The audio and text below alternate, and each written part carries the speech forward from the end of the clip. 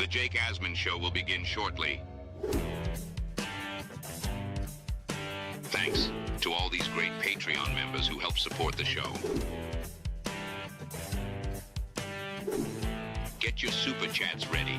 Jake will be here in just a moment. If you love the New York Jets, this is the place to be.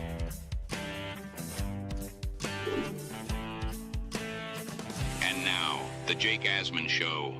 If you have a question about an injured Jet, you got to ask Rich Cimini. That's according to the head coach of the Jets, Aaron Glenn. The latest saga of Glenn versus the media. Plus, it's game day eve. We talk about the latest with the Jets ahead of their showdown against the Pats tomorrow night. It's the Jake Asman Show. Let's hit it and get it started.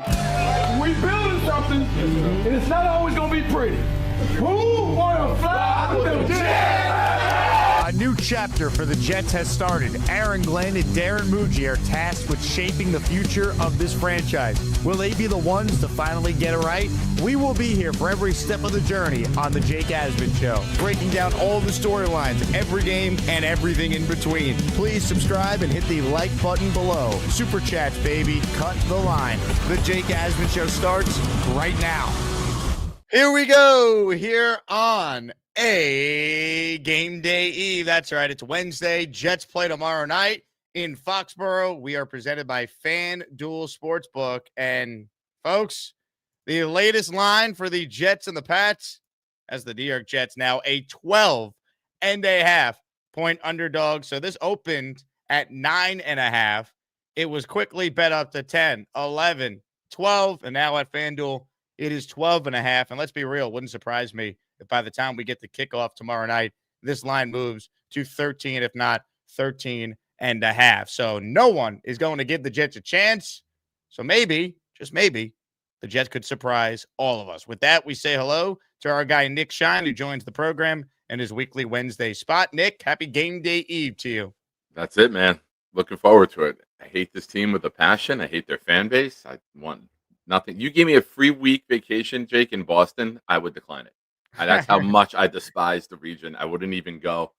I want this win more than any win year after year. For years, I said when it was, horrible for the last 15 years, if we went 2-14 and those two wins are against the Patriots, I would consider it a successful season, beating Brady twice. But here we are.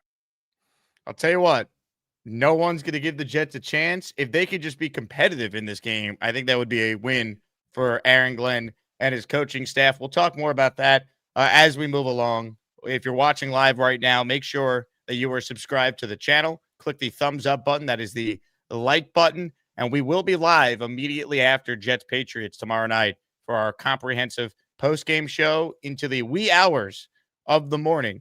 With that said, we start with some comments made yesterday by Aaron Glenn. In his opening statement, he refused to talk about injuries. And then in the follow-up questions, he refused to talk about injuries, including the report from ESPN Jets reporter Rich Cimini that Garrett Wilson is expected to be out 3 to 4 weeks. Here was the full sequence yesterday. We'll play it and then react. This was Aaron Glenn at the podium.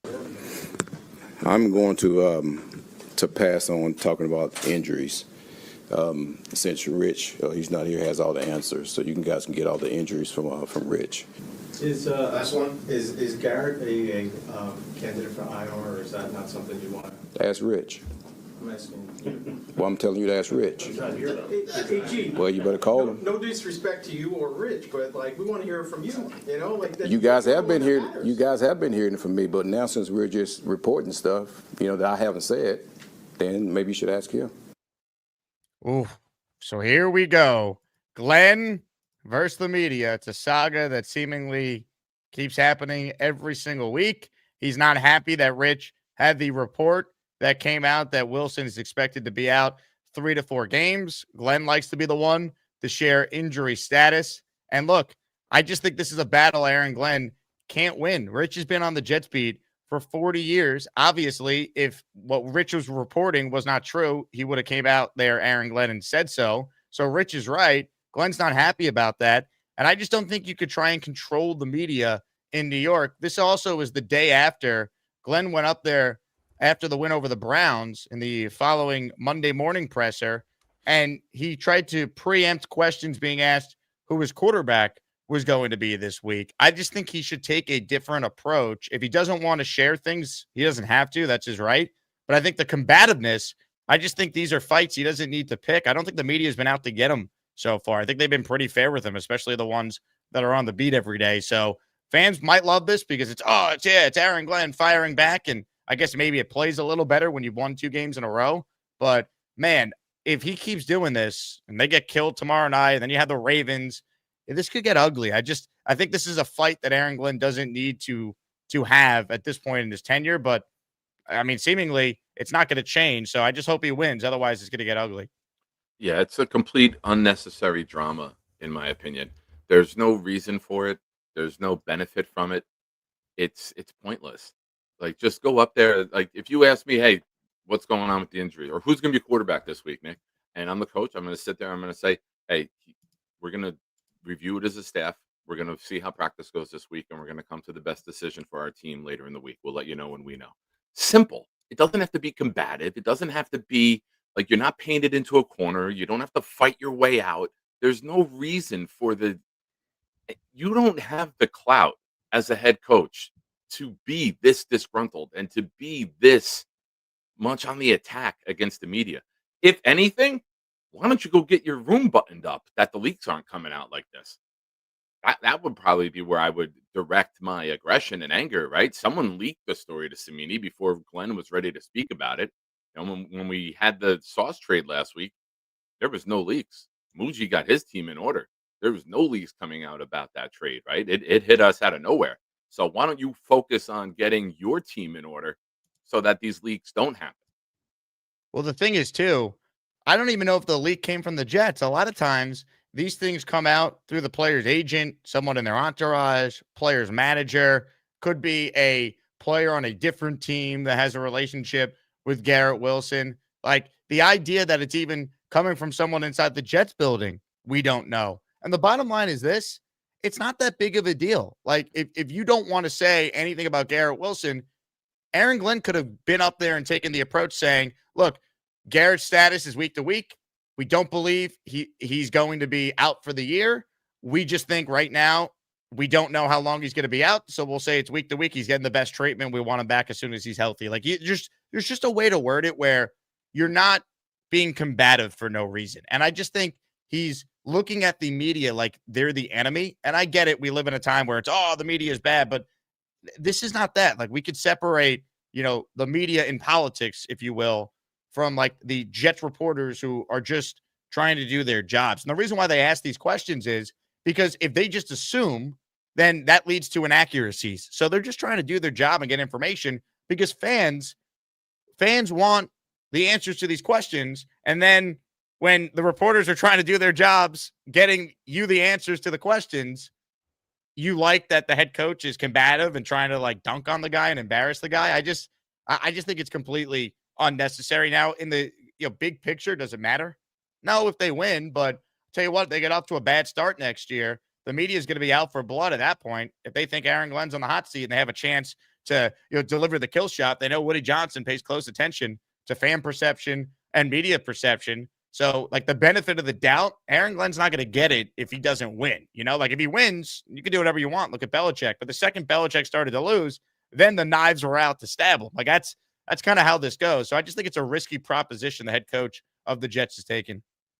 Yeah, you can deliver a point, and I use this a lot. You can make a point with humor, but then get to the point, right? Like, the constant, like, avoiding the questions and then doubling down on it with the media is pointless. You can make your joke and be like, oh, just ask Rich. He's got all the answers. And then when the follow-up question comes, get to the damn point.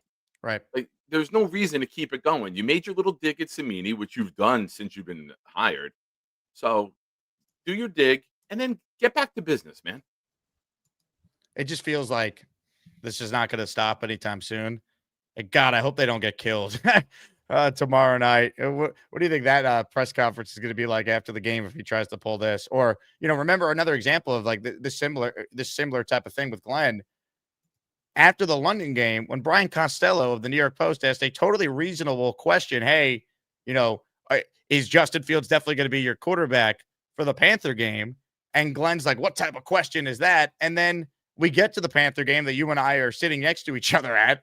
And at halftime, guess what happens? He benches Justin Fields and goes to Tyrod Taylor. 2 quarters after, he thought it was such a ridiculous question to be asked about Justin Fields' starting status in the first place. I just think it's not good. Like, when does this end well for anyone that's tried this act, right? Like, the last guy I think that tried this was Matt Patricia in Detroit, and he was a disaster. He got fired. He never won and never turned around. His press conferences were so combative towards the end. It was like uncomfortable to watch.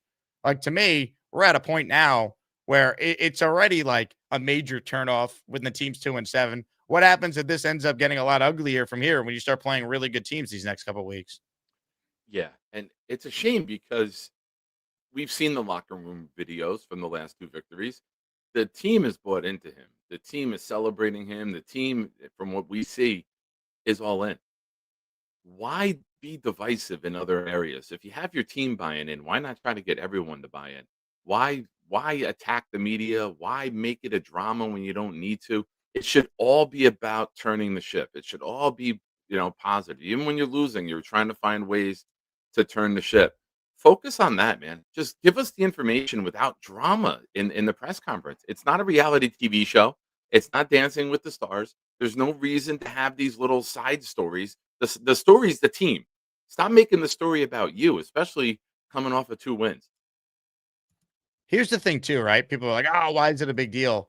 Well, it's a big deal because it becomes a national story for no reason. And an example of this is yesterday, like the 6 p.m. Sports Center in one of their early blocks is leading their show covering this and talking about it. And it's bringing just bad attention on the Jets. I also want to show this. If you just type in like Aaron Glenn, for example, right? Look at what the top stories are. And it's from a bunch of outlets that don't normally cover the Jets. Like, it's all about Glenn and this quarterback situation and him bristling over the report.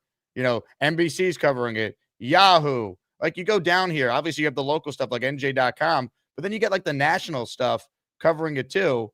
Like Awful Announcing, Nesson, Heavy, San Francisco Gate. Like, they don't cover the Jets. Like, it makes it a national story when like the 2-7 Jets should not be a national story. And Glenn is a guy who said he wants to move in silence. He wants to keep the outside noise on the outside. But in this attempt to do that, I think it's having the reverse impact, if that makes sense. It really is. It's completely unnecessary. And like you said earlier, you got to have clout to that. Belichick got to the point where he could do that, right? When you can show ring after ring after ring, you can treat the media however you want because the results are there on the field. When you're 2-7, just find the PR way to give answers, man. Even if you want to, one of my good friends always used to say that you say hello, hello, goodbye. Like, you don't have to let people know you don't like them. You don't have to be rude to people. You can just be short, brief with them, wish them well, move on. Like, Glenn needs to adapt that. Like, just answer the questions, be cordial, get out of there, man. Like, we know you don't want to do the 10 minutes with the media. Just get through it, man. Yeah, look, it's a rough watch. It's cringeworthy. It's unprofessional. Like, you're the head coach of it. I don't know if you guys are aware of this, but our owner is very in tune with what happens on social media and the fan feedback. Need more proof? Fireman Ed got taken off the video board last year for the Seattle game and the rest of the season after comments on this show. So the owner of the Jets is in tune with what people are saying on social media. And if the feedback is going to be Glenn's over his head, Glenn can't handle the media, well, he's going to know what the fan base feels. And he's going to know what the word on the street is because he's got people who do that for him. I just hope that just doesn't, spiral. Just win games. That's it. Just win games. That's it. Win. Who cares what this guy says if we're winning? Ladies and gentlemen, hit the like button if you're tuned in. We're talking with Nick Shine in his weekly spot on the show. Give us your thoughts in the comments. Do you like the approach Glenn takes with the media? Does it bother you? Do you care? Give us your take. We'll read some of your comments. I want to shout out Black Gypsy, who's the first member of the community to enter the raffle. Now, you might be saying, Jake, you haven't said what the raffle prize is. Well, get ready. In honor of Jets Patriots, how about a signed Bart Scott helmet. Can't wait. That's right.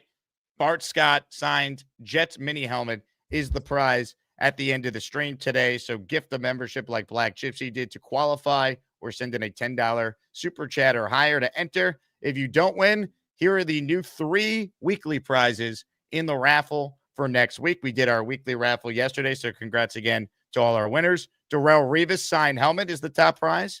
LaDainian Tomlinson signed jersey that lists his Hall of Fame accomplishments, and a signed helmet by Jets former All-Pro linebacker C.J. Mosley. So those are the prizes. If you want to enter, you know how. Rick Kent knows how. He just gifted the community 5 channel memberships. Rick Kent, let's freaking go. Who want to fly with them?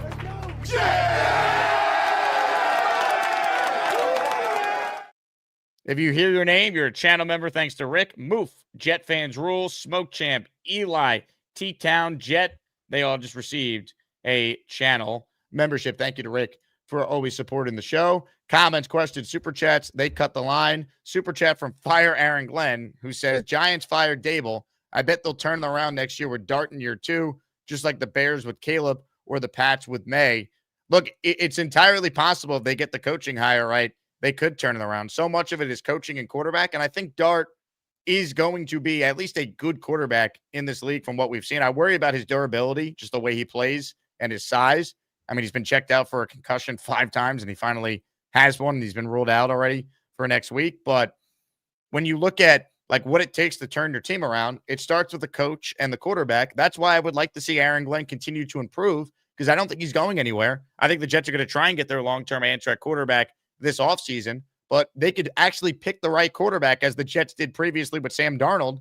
And because they failed him with the coach and the talent, we didn't know for years. And I think a big thing for the Jets is, do we have a coach? And can we evaluate Glenn and see real improvement over these final now 8 games? It's one thing to win against the Bengals and the Browns, but now you're playing an 8-2 team that's won 7 in a row. Like, show us something. You don't even need to win. But right now, we talked about it at the start, Nick. They're 12.5-point underdogs. Can you be competitive? Can you surprise us? Can you make this a game where in the fourth quarter you actually have a chance? Like that to me would show me something about this coaching staff in a short week, to give this Jets fan base something to hold on to that feels like, hey, we don't have the talent right now. We don't have the quarterback, but we might have the right coaching staff to get us where we want to go eventually. Yeah, I'm just to rewind a little bit with Dable. Dable, I like his schemes, but he just showed that maybe decision-making, clock management is not his forte. When you lose 4 games up by 10 with 3 minutes to go, that's unheard of. That's even Jon Stewart was making fun of it during the show on Monday about how bad the Giants have been with Dable at the helm. So, they got the young quarterback.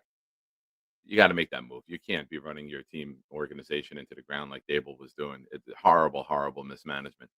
But when you look at the Jets and you look going forward, I do think, Glenn, as long as this season doesn't turn into a complete mitigated disaster and there's some improvement, we know we've had the piss poor quarterback play with Fields. You give him a chance to bring the quarterback in my opinion. So I like Muji. I like what he did with this draft and the acquisitions that he's made. And I don't want to lose Muji. But right now, Glenn, it's 50-50. The locker room loves you. You're fighting with the media. The fans are torn. There's a huge line down the middle. You're either way to one side that you love Glenn, or you're way to the other side that you hate Glenn. There's everyone has a firm stance on this. And I think winning cures all. You start getting some wins.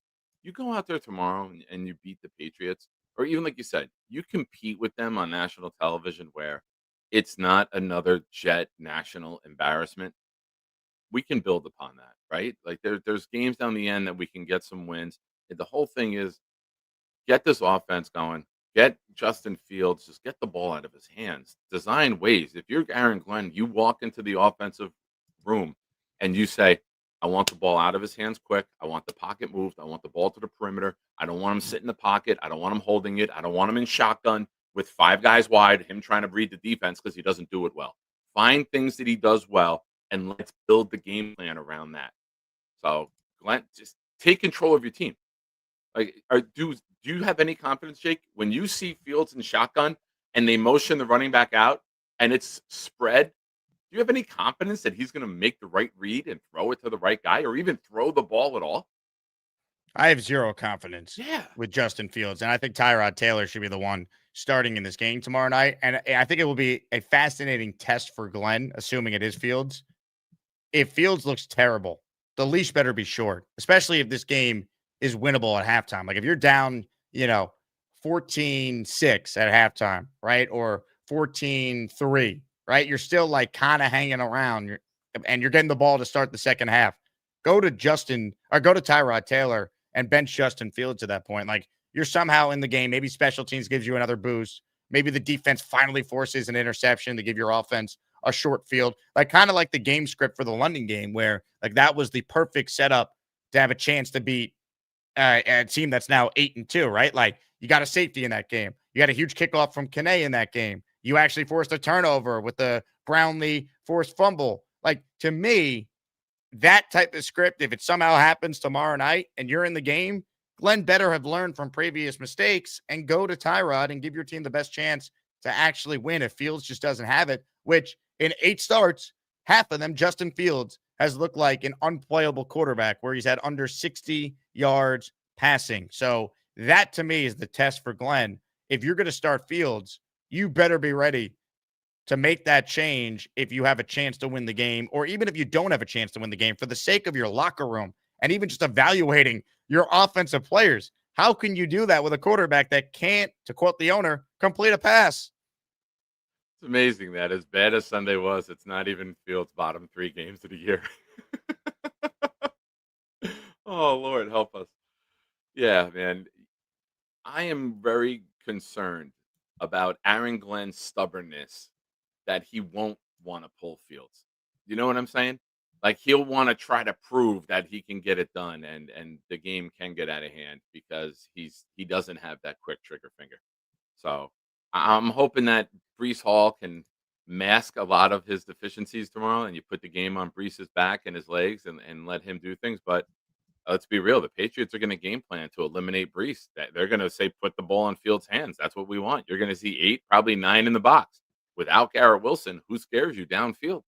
So you're going to see a lot of defenders up near the line of scrimmage. You're going to see a lot of guys in the box. You're going to see a lot of run blitzes. You're going to probably see the game plan that the Bills laid out against us, where they had their defensive line crashing in, closing up all the gaps, and they were blitzing corners and linebackers off the edge. So if we tried to kick the run game out, they were there to tie it up.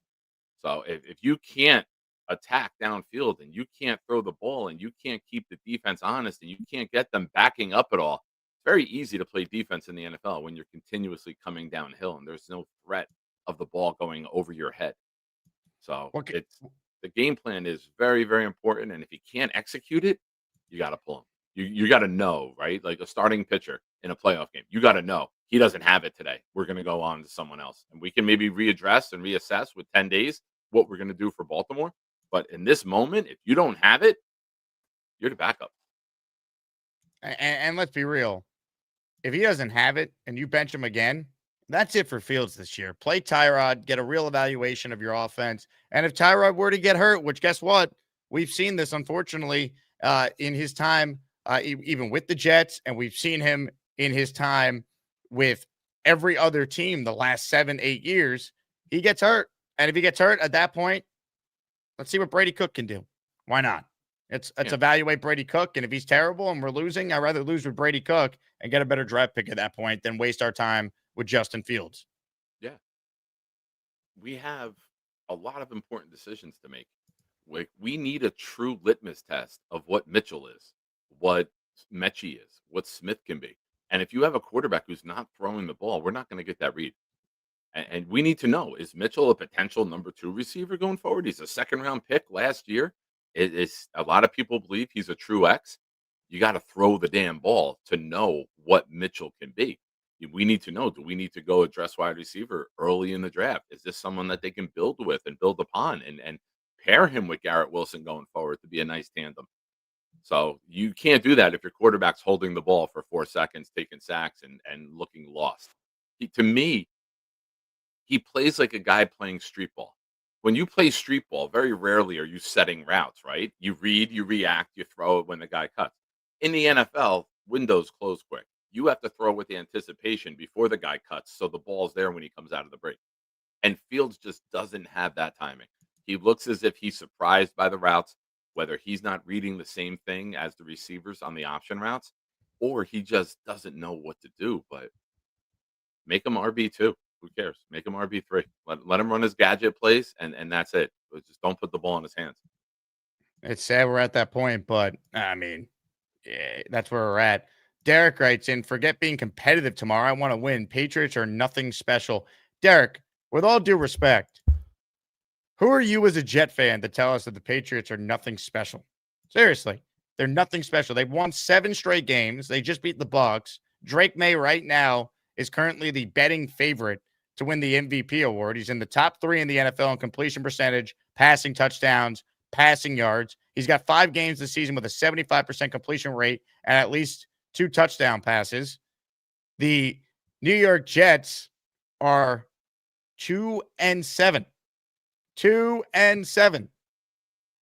So how are you supposed to sit here and try and tell us that you want a win and the Pats are nothing special? It'd be a monster upset. It'd be the biggest upset of the season from a point spread perspective. 12.5 points. I want the Jets to be in the game. That will show me something. I'm not going to be unreasonable and demand a win. Like, I would love a win, just like I'd love $1 million to show up in my banking account randomly. But we got to be realistic, man. The Patriots are really, really good. They're well coached. It's a short week in their building, and the Jets don't have their best offensive player in Garrett Wilson. No Sauce Gardner. No Quinnen Williams. Come on, man. That's crazy. You can't expect a win tomorrow. I'll give you an extra reason to root for it, though, Jake. Everyone likes to see Allen suffer. Allen offered to gift 50 memberships on my channel if the Jets cover the spread. And then he doubled down and will gift another 50 if the Jets outright win the game. So if you want to see Allen suffer, ladies and gentlemen, and you were on the fence about maybe, let's tank, there's all the extra motivation you need is watching Allen have to dish out 100 memberships. Man, that would be great. There you go. That would be great. I'll bring you on for that moment, Jake. You have to be there for Allen suffering. Absolutely. Well, here's the thing, right? Do I think the Jets win tomorrow? No. Do I think they cover tomorrow? I don't. But here's the thing. The Jets could be in a spot where they're not covering the whole way. And then, as we've seen in several games this year, the garbage time production for the Jets has been pretty good in those spots. So they could backdoor cover, and they had been blown out the whole game, but because they scored a couple garbage points late, you actually win the bet. That's the only risk I could see with a spread this high that could get to 13 by the time we get the kickoff, if not 13.5. This has bad beat written all over it if you're taking the Patriots. It could. Like when the number gets this high, you're set up for the backdoor cover. Yeah. Let's just be competitive, right? Like, I don't think realistically a lot of people expect to win, but I think if we play if we play our best game, we might be able to be in this game late. The defense has to step up. We got to, I expect to see some more big bodied fronts with Smith, Briggs, Phillips out there together with maybe JJ and Clemens as the edges and try to stop Henderson, who looks like he's going to be the workhorse now for them. He had a big game the other day. I know Vrabel said we're going to give him a big load this week. Pause. And you gotta load up that front, and you got to be able to stop the run, and you got to be able to contain May too, who can get out. He came in last year against us and scored a touchdown up in New England with his legs. So put them in long situations. Allow Will McDonald and Jermaine maybe to tee off in the passing attack. Get to the quarterback.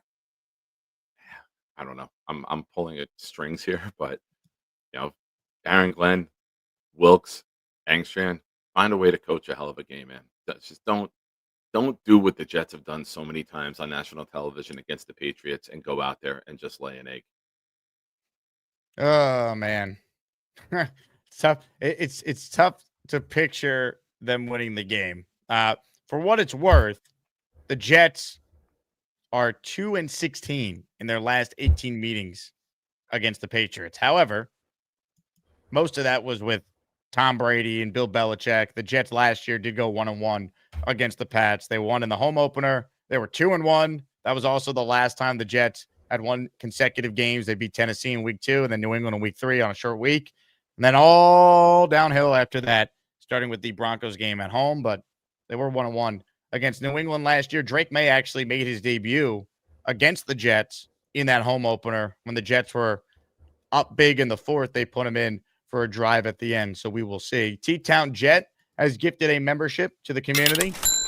So he is in the raffle for one. If you tuned in late, we have, in honor of Jets Patriots, a Bart Scott helmet autographed by the man himself up for grabs at the end of the show. And if you missed yesterday's weekly raffle, we have a new set of prizes. The following 3 items are a part of it: signed Darrelle Revis helmet, signed LaDainian Tomlinson jersey, and a signed CJ Mosley helmet are the top 3 items in our raffle. Before we get to some calls, talk more about the state of the Jets, even get Nick's thoughts on the quarterback debate with the draft, wait till 27, trade up, veteran, all that and more. Let's talk about our sponsor today, and that is Cornbread Hemp. Ladies and gentlemen, Cornbread is going to help you if you're a Jet fan. Let me explain. Life, it gets hectic. Sports, work, travel, the constant roller coaster that is being a fan of the New York Jets. So when it's time to unwind at night, you know what I do? I use a little Cornbread Hemp. Their THC gummies, the CBD gummies, they got it all. They become part of my routine. For me, it helps me slow down, breathe a little, deal with the stress of awful comments from the various people you see in the comment section. I won't name any names, but you know exactly who you are. It's a great product. These guys only use flower of the hemp plant, not the stems or seeds, which makes the gummies actually taste better, feel smoother. They are USDA organic and third-party lab tested. So you know exactly what it is you're getting. And I'll tell you what, you can see for yourself. Go to the website right now. Promo code Asman is going to get you 30% off. But you'll see, if you just click the link in the description for the show, it literally gives you my own landing page here where you can see all the different products that they have. Again, 30% off on your first order. Just go to cornbreadhemp.com/Asman. Use my code at checkout. You'll save 30% on all their products. They also have the THC seltzers that are very popular. Shout out to Dylan Terraman, who I know tried some and really enjoyed it. So check it out. Cornbread Hemp, Cornbread THC gummies. Check it out. Use that promo code Asman, and you will get 30% off your first order. Shout out to Cornbread for being a part of our show. Let's bring Nick Shine back on the program here. We're going to get into your calls coming up. Let's see what you guys are thinking. AP says, didn't we have the opportunity to draft May? No, the Jets did not. Drake May was the 3rd overall pick in the draft. The Jets were not picking till 10 that year. The Giants tried to trade up and get Drake May, and New England said no, which kind of segues the point I want to make with the debate for 2027. Many people are saying, hey, you have 3 first-round picks. You could just wait and get your quarterback then, build the roster in the offseason. If you're not in position to get a guy, I don't want to trade up. And to that I say, well, look at the Giants. They were picking 6 in that draft a couple of years ago. They wanted to move up to 2. Washington laughed and said, we're not going to help a division opponent. Then they called New England, and New England's like, no, we're not moving out of 3. We need a quarterback. We believe in Drake May. We're going to take him. So the risk of waiting till 2027 is, what if the teams in front of you don't want to move out of their picks? And the other risk is, what if this quarterback class that we always anoint as the best the following year doesn't actually pan out? Then what? We've seen this how many times? Every year, oh, next year's class is going to be great. We said that about this year's class. And if you look at the top guys we're discussing, it's not Garrett Nussmeier or Lenora Sellers or even Arch Manning, who's not even going to come out in the first place. We're talking about Fernando Mendoza. We're talking about Ty Simpson. We're talking about Dante Moore. None of these guys were thought to be consensus first-round guys a year ago. Maybe Moore was the only one. Maybe. But the Heisman favorite's Mendoza. Ty Simpson's a guy who I think a lot of draft experts have as their QB1. I just think there's such a risk, Nick, to wait till 2027. If you're in position to get a quarterback this year, I think you got to do it. Yeah. Klubnik was another guy, too, from Clemson that people were saying would be a top pick, and he's been very disappointing this year. This is why guys like Moore and Simpson should declare and go out, because you're seeing this year how many college quarterbacks have fallen off or been disappointed and didn't have what people thought they would have as for a season. You draft a quarterback, whether you have to trade up. Like, let's be realistic. The Jets aren't going to take 5 first-round players, in my opinion. they're going to use probably some of these assets to move up, whether they move up from the Colts pick to go get another guy to team with the quarterback, whether they have to move up a couple spots to get the quarterback. The Jets are not going to use all of these picks on first round guys. They're not going to have 8 picks in the first 2 rounds. They're going to use these assets to go get their guys, whether it's the quarterback, whether it's the wide receiver to team with the quarterback once we get them. They're going to maneuver. They're going to be major players in the draft. I highly doubt we see a John Idzik 12 where they just sit and pick.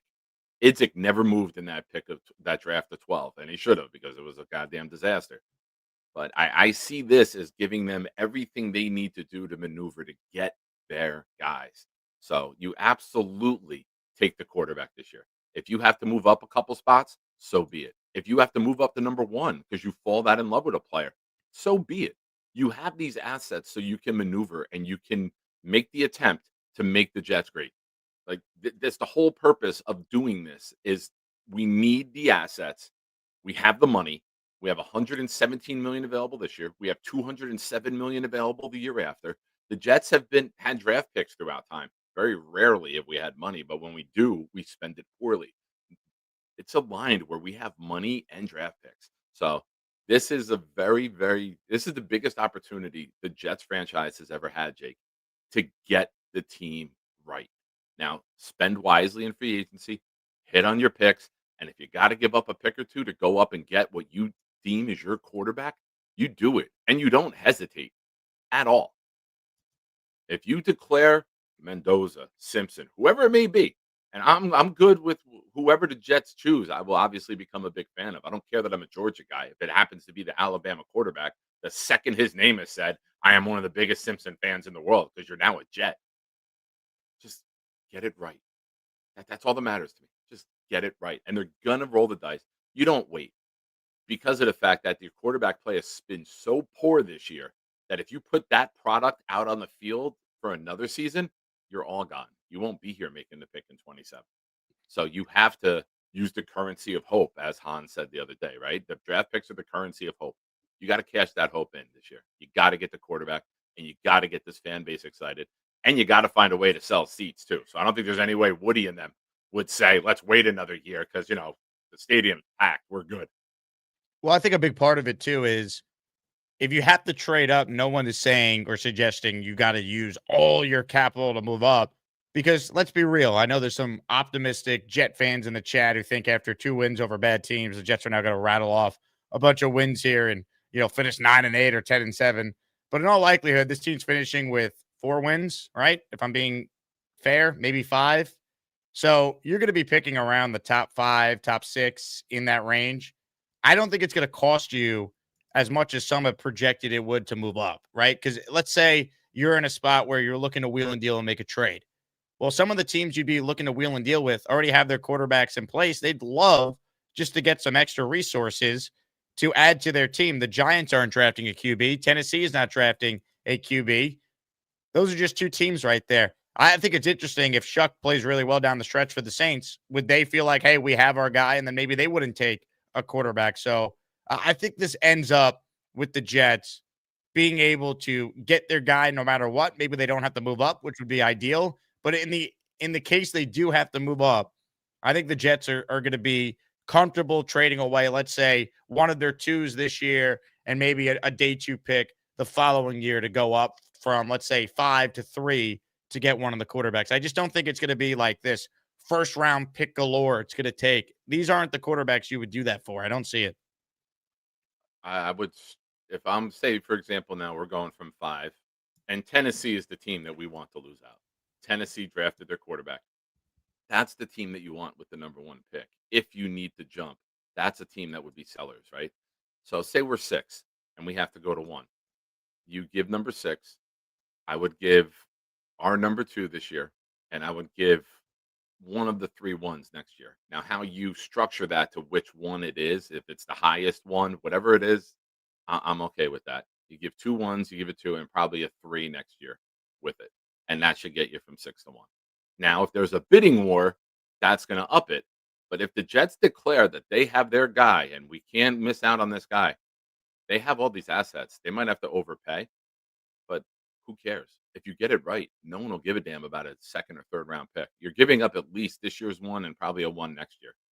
But get it right, and we're not going to give a damn about those picks. So Spencer Green loves to take me out of context. He goes, now Jake's telling us how good special teams is. 3 weeks ago, they were a disgrace, and Glenn and company didn't have a clue. Isaiah Williams was terrible. The only thing you got right was I was extremely critical, as I'm sure you were, Spencer, unless you're just a Jet homer who just they could do no wrong. Who wasn't critical of Isaiah Williams? He was terrible. They cut him. They re-signed him back to the practice squad. He's been great, but I haven't been ripping the special teams. If anything, I have lauded how good McNamara and Falk have been all year. I've lauded how good Banjo has done. So, no, you're wrong. They deserve credit for the special teams. We've highlighted that. So, once again, Spencer, you hear whatever you want to hear, but you're wrong. And I don't know how else to say it other than you're absolutely wrong. Isaiah Williams was terrible, and to give him all the credit in the world, he's been great now. Good for him. We complimented him after the Bengals game when he was awesome, and he won AFC Special Teams Player of the Week. So, I'm thrilled I'm wrong. See, that's what you don't seem to understand. Like, if the Jets win, I'm happy. I'm a Jet fan. It's like we have people who just don't seem to understand that you're allowed to be critical of your team and you don't need to be a blind shill for them. Like the Jets are 2-7. They have not made the playoffs in 15 years. They have not had a winning record in a decade. Sorry if I'm not just going to do the blind optimism that it's going to work out if I don't feel it. I got to see it. And I will give credit when it's deserved, like to a guy like Chris Banjo, who's done a great job with his unit. They've had issues with, the personnel out there, but I don't know if that's necessarily Banjo or if it's all on Glenn as the head coach, the final decision maker. Like Xavier Gibson shouldn't have been on the team, and that cost them a win, you could argue, in week 1. But as far as the kicking game, coverage on punts and kicks, the Jets' ability to pin teams back, McNamara, I've been lauding him all year. How about the fact McNamara set up the safety in the London game by pinning Denver deep in their own territory in the first place? So you're wrong, man. We give credit when it's earned, when it's deserved. We don't just blindly, shill for the organization just because I happen to be a diehard fan of the Jets. Yeah. And 3 weeks ago, our return game was shit. We had Gibson fumble in the opener that cost us the game against the Steelers. We had Williams in Miami fair catching the ball at the 2-yard line. He put the ball on the ground multiple times. They were shit. But here's the thing about playing. It's a week-to-week league for a reason, Spencer. Things change. The narrative can change. Remember the first couple of weeks of the season when we were all nuts about the amount of penalties that were still happening? They're not happening as frequently anymore. So things can change. The team can change. And from week to week, there's a different story. So what was true in week 3 doesn't necessarily have to be true now, except for the fact that Aaron Glenn still hates the media and fights with them for no reason. That's the constant here. We just want improvement, man. And Isaiah Williams is a great example of a guy who legitimately has improved. So he gets credit for that. Yeah, he could be special teams player of the week 2 weeks in a row. Right? He should. Or share it with Nwangu. Yeah, can we have co-special team players of the week? Would be a first for us. Ladies and gentlemen, hit the like button if you guys are tuning in. Reminder, our raffle prize today is a signed helmet by Jets legend Bart Scott. Ladies and gentlemen, can't wait. To all the non-believers. To all the non-believers. Anybody can be beat. We're pissed off. People gave us no chance like we barely made it in playoffs. We're a good football team. For all you non-believers, disrespect us, talk crap about the defense like we ain't the 3rd best defense in the league. All we hear is about their defense. They can't stop a nosebleed. 25th in the league, and we the one to get disrespected. Congratulations. See you in Pittsburgh. Can't wait. January 16th, 2011, the greatest day of my life when the Jets beat the Patriots in the divisional round of the playoffs. In honor of that, Jets Pats tomorrow night. We got a signed Bart Scott helmet, gift of membership to enter. T-Town Jet is the latest to do so. He's in the raffle for one. What do you remember the most about the can't wait game, Nick Shine? That day was just a tremendous day. I had a bet with my girlfriend's daughter, who was like maybe 14 at the time, her and her cousin. If the Jets won, they got to hit me in the face with a banana cream pie after the game. And there was like 26 inches of snow we got the week before. So we went outside. They hit me in the face. I washed up. I left to go to this place, Chris Michaels, my friend's wife, having her 30th birthday party there. I walk in, place went nuts when they saw me come in the door. My buddy gives me a hug. He goes, "Bro, you smell great. What are you wearing?" I'm like, "Banana cream pie." That day was just tremendous, man. Everything went right. Mark Sanchez, the throw to Holmes in the corner. Braylon Edwards dragging the cornerbacks from the 8-yard line into the end zone. Sean Green putting the ball down, putting them to sleep that it was over.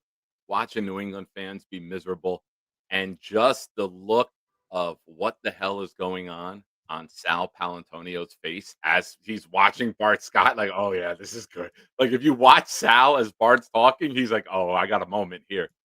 So it was tremendous. Braylon and Santonio Holmes standing on the bench doing the jet after the game. It was perfect, man. It's a shame that was our last playoff victory. Special. The cover of SI that week, Calvin Pace sacking Brady, just awesome. David Harris had the interception early in the game. I remember Nick Falk, still on the Jets, still awesome. He actually missed the field goal. I'm thinking, oh no, here we go. And the defense was just unreal. Sanchez was so clutch. Contry had a big game. Holmes, Braylon Edwards dragging 2 Patriots defenders with them into the end zone on a quick slant. Oh, that was the best day ever. Best day ever. It really was. And you thought that was just the tip of the iceberg, right? And we got our face kicked in 45-3, like in early November on Monday Night Football.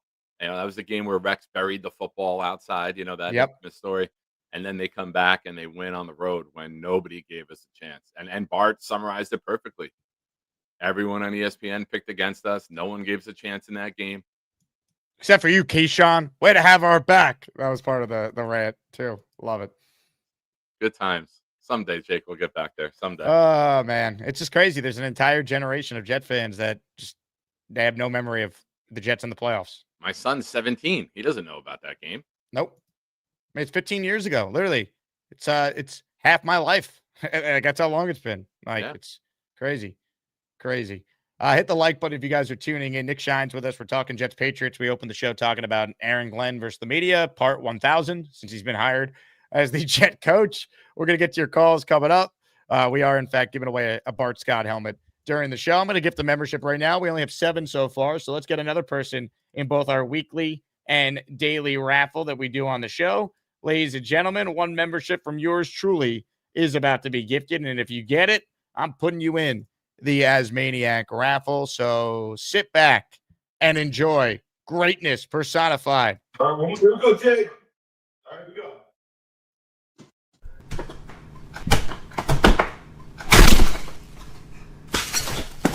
One membership has been gifted. It went to listener J.O.B. Odd Job. He is in our Asmaniac raffle. J.O.B., I'll put you down.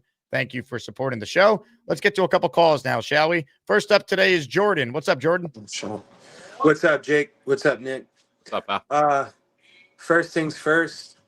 I think good old-fashioned THC does the trick. That CBD stuff doesn't work.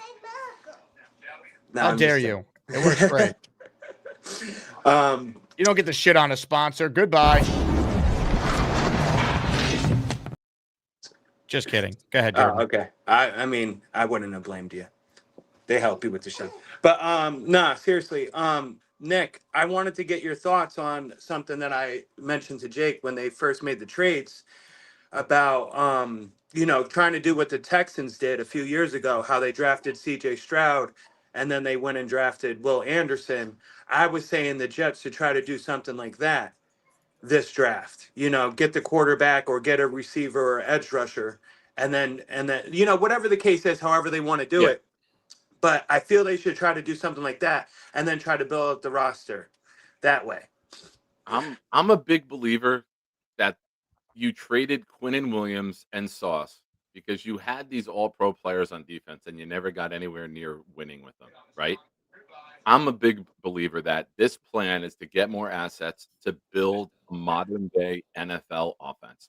And this year, you go get the quarterback, you get him another weapon in round 1, you give him everything he needs to be successful, and then you can patchwork the defense. You can find guys to create. You can use the money for proving guys on defense, but let this quarterback, whoever it may be, come in with a finished offensive line, with a young tight end, with Garrett Wilson, with another receiver, with Mitchell, Smith, Mechie, who are all very fast.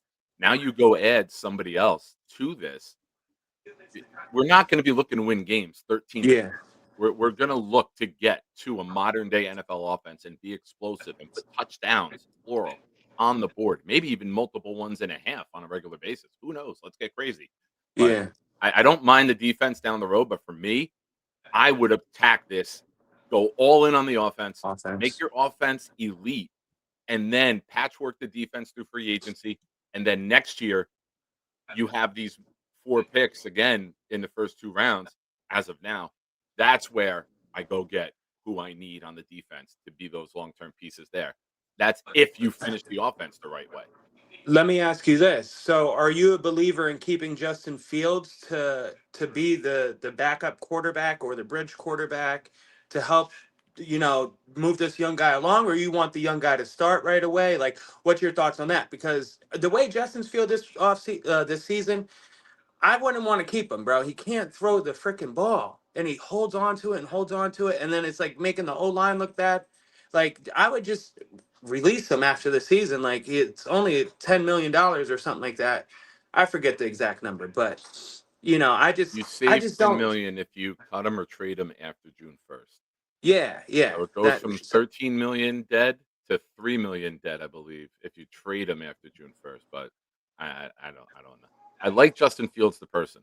I think he's good to have because he's going to go through a lot of shit the rest of the season, right? He's going to take a lot of heat. He's going to have to deal with a lot of questions. He may get benched again. He's got the personal resolve to help teach a young quarterback how to deal with New York, how to deal with the media, how to present yourself at the microphone, which is a big part of playing in New York. And we've seen some guys come in, fall flat on their face, and never really take off on the field. So, yeah, hey. So do you think they still keep Justin and still add a veteran, or do you They better. think that It's too They early better. to tell, but I think I'm not against Taylor being here, right? Taylor's a very good mentor. I'm not against I would Taylor like to keep doing him. one more year, and you say to Taylor, you'll be the backup for this kid. Maybe you start Taylor next year for a couple games. If the kid's not ready to go, you don't. Are we sure Taylor's not going to retire? He's always hurt, dude. I know. Like, this could be it for him. I need a better veteran. I need someone that is more durable. I don't want the rookie to be forced to play right away if he's not ready. And the risk with Tyrod Taylor is he gets hurt, and then you're throwing the rookie out there, and he's not ready. I just think that if they could sign like a more proven veteran backup that's not so injury prone, maybe we could have the guy sit like Jackson Dart did half the year or a few games or whatever. Let him learn and see things first, and then start to play him because like Jake said before, the history of starting quarterbacks coming out for the Jets as rookies just isn't good. So I just think that this is their chance to get things right. And how the rest of the season plays out and the moves and how they operate in the offseason is going to tell a lot on whether this team is going to be successful or not. That's fair. I agree. Shout out to your daughter there, Jordan. Love it. Yeah, that was pretty cool. Hey, I was like, oh, right, what, did I say something wrong? your head popped up too, Michelle. Hey, I'm like, hey now. Hey, huge shout out to Mr. Magix 373, our first 10 spot of the program. Let's go. You tell me how crazy I am.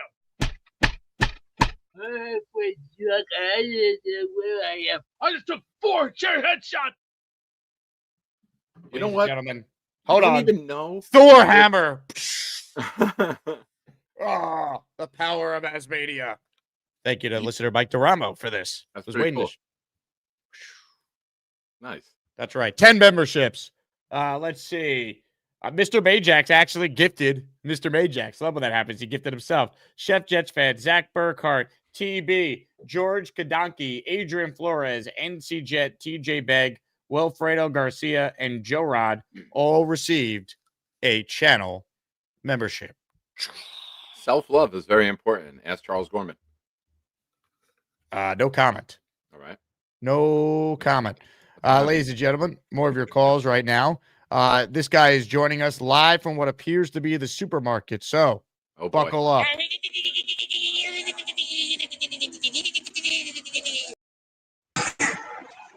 Where in the hell are the damn stuff?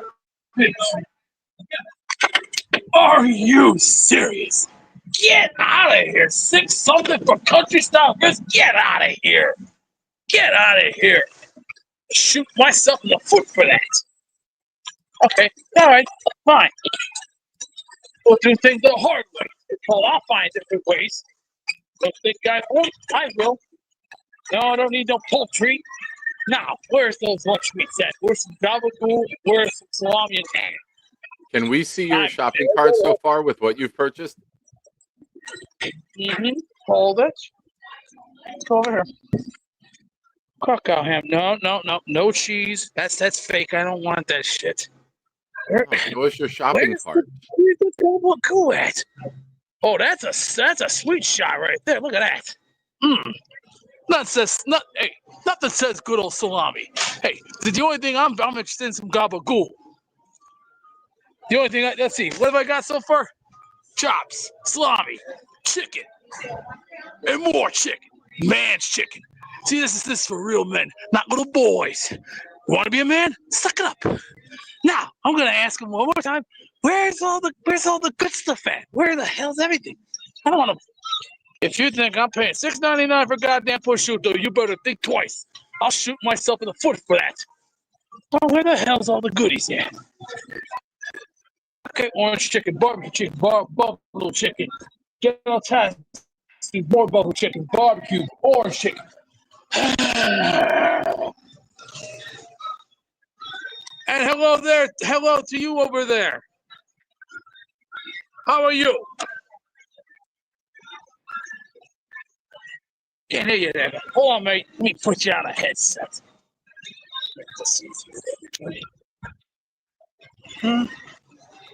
Jesus Christ. How you feeling this morning? You talking to me?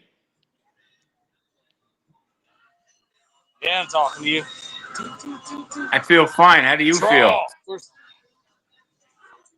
Look, I'm looking for country style ribs. I'm not paying no 6 something for that. You crazy? I was getting them way better for something before I got keep in the nuts.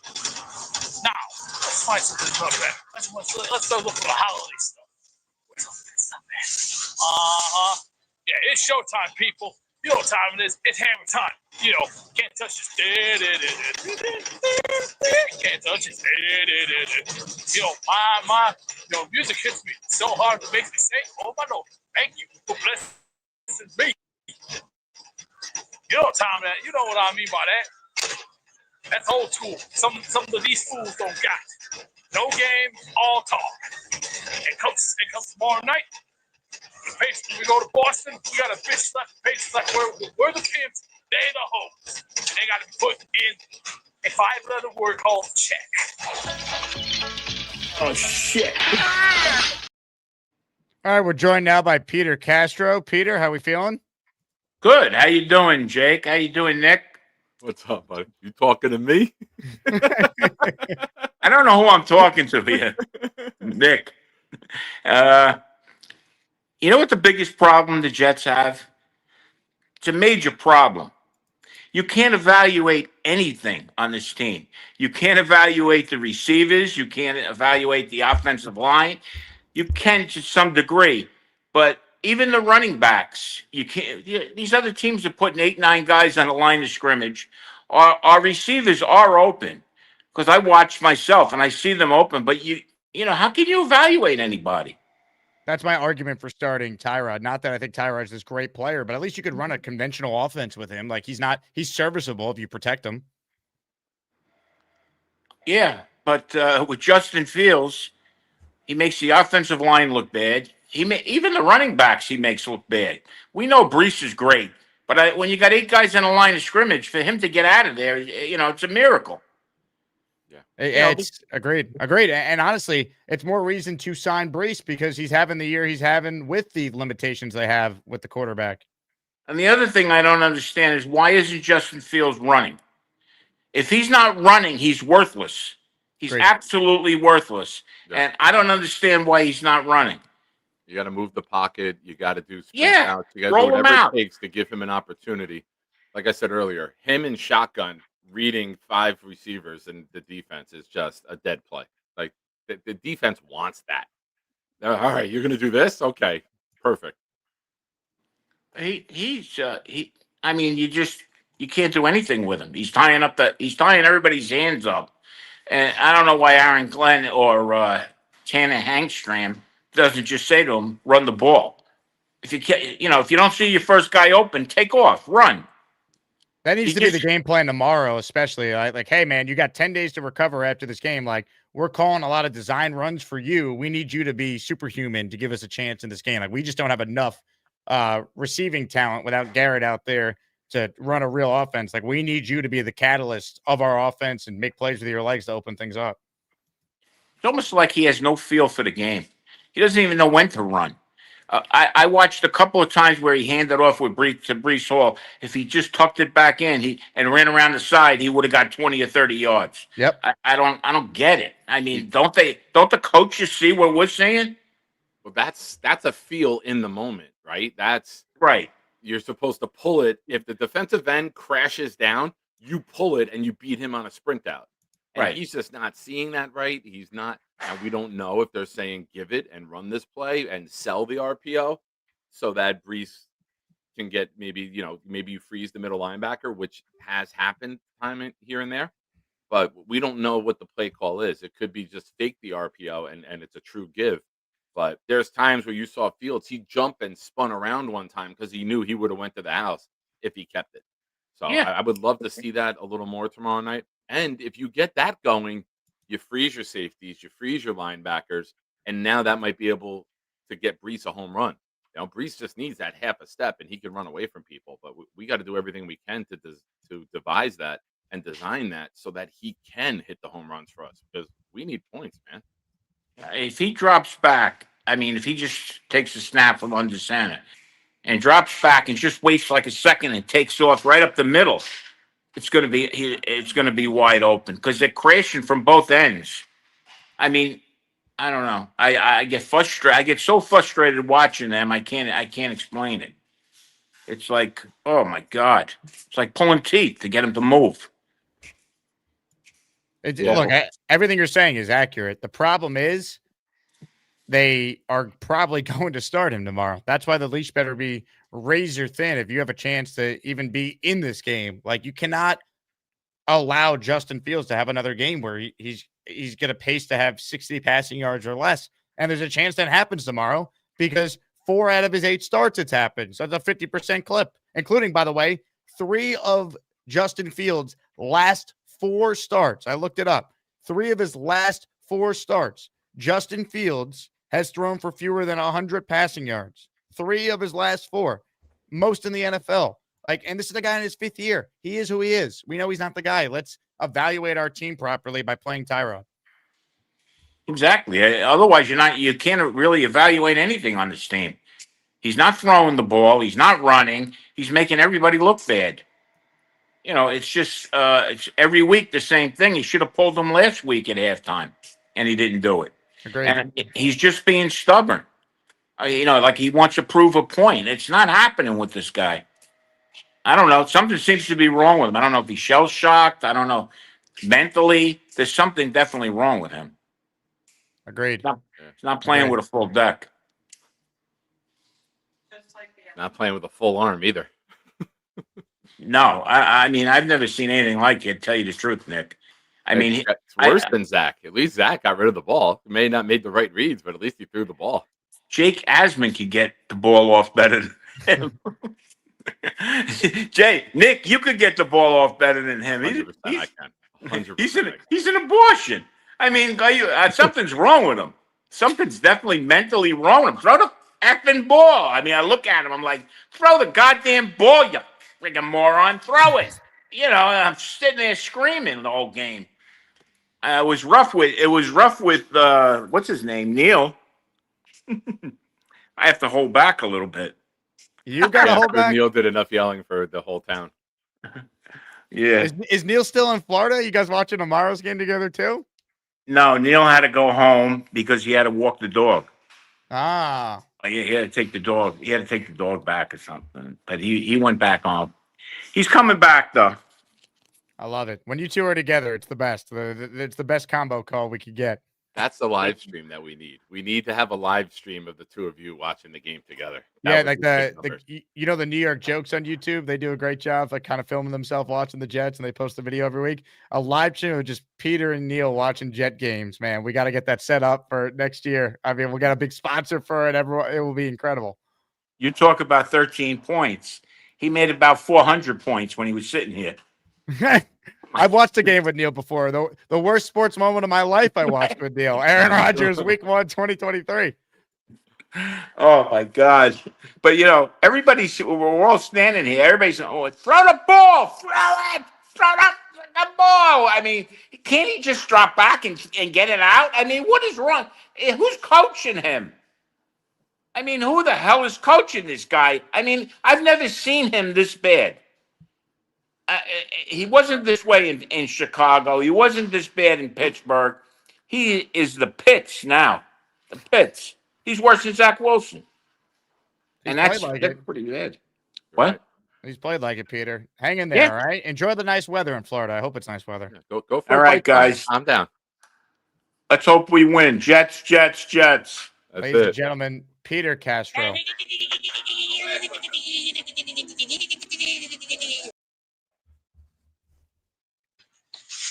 right, there we go. There we are. Just with a smile. Oh, yeah. Just got me my chicken. Got some pork chops. Oh, well. Can't win them all. That's fine. Complaining? Never going to be. That doesn't pay the bills. Now to get to my next destination. Time to hit all these out in Burbank. But yes, see, this is where all the action is. This is why I get away from the clown world and come out here where I get, peace. Okay. No gumballs today, huh? Hey, Mikey, how are you? Good, how you peace? How you doing, buddy? I'm in the hospital again. Oh, unfortunately. What happened to you? I had pneumonia again. I got admitted when I was working. I had pneumonia with my heart. They got put my heart back to normal on Thursday. My dad's got to take care of my cat. My dad's got to take care of my cat. I heard. Right? I was like, I hope you get better. I'm like, that's crazy. Yeah, I will get better. My mom explained it to me why they're keeping me a couple of days. So my mom's a nurse. She knows better for me. So I was kind of upset. I couldn't leave yesterday, but I didn't want to go back in the hospital again. Well, don't worry about it. Just think of it this way: in 100 years, who's gonna care anyway? Just think of it. We got a long tomorrow. The Jets go win tomorrow. The Jets go win 30-24 tomorrow. Let's not count our blessings just yet. Not just yet. We want Brady Cook. Bring Brady Cook in. What about Brady Cook? We got to punch out the Patriots first, or not? We don't. Yeah. Now I got the new name for the Patriots. We call them bitchiots because they're bitches. Let's go Jets! Let's go Jets! Let's go Jets! Shout out to Mikey Midnight. Hope you're doing well, Mikey. Yeah, my homeboy. Yeah. A couple super chats that we're going to get to, then right back to your calls. We got some great callers still to get on the show today. Matt L has gifted 5 channel memberships.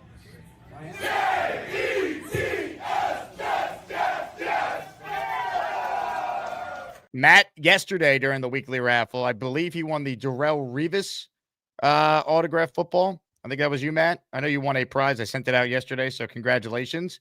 He wanted to know with his super chat, is Beast a danger to himself or others in public?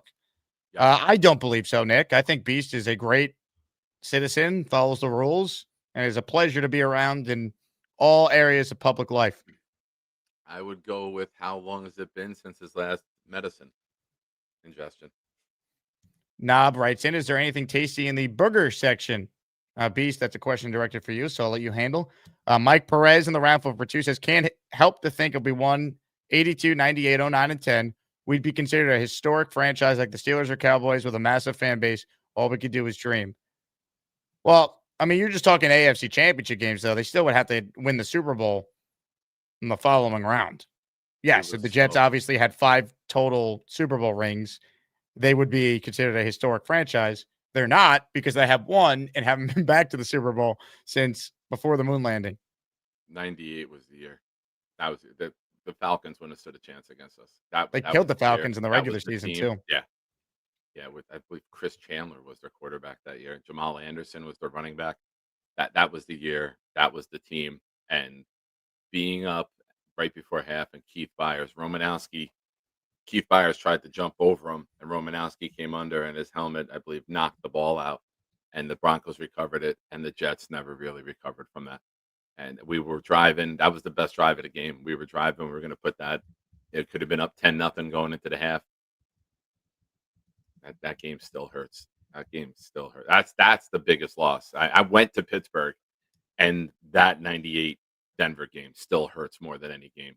Interesting. Yeah, it's too. I was alive, but too young to know what happened. You know, but to me, 2010 in Pittsburgh, that hurts the most because the win the previous week, it just felt like they were going to finally get to the Super Bowl. And as bad as they played in the first half, the comeback they made, if they just got off the field, I'll go to my grave convinced the Jets were going to go down the field and win the game because that's what they were doing the entire half. Sanchez was so clutch. That offense had so many dramatic come from behind wins all year. That was the 2010 team. Like they won so many games the exact way it was set up for them to do it in Pittsburgh. They just never got the opportunity.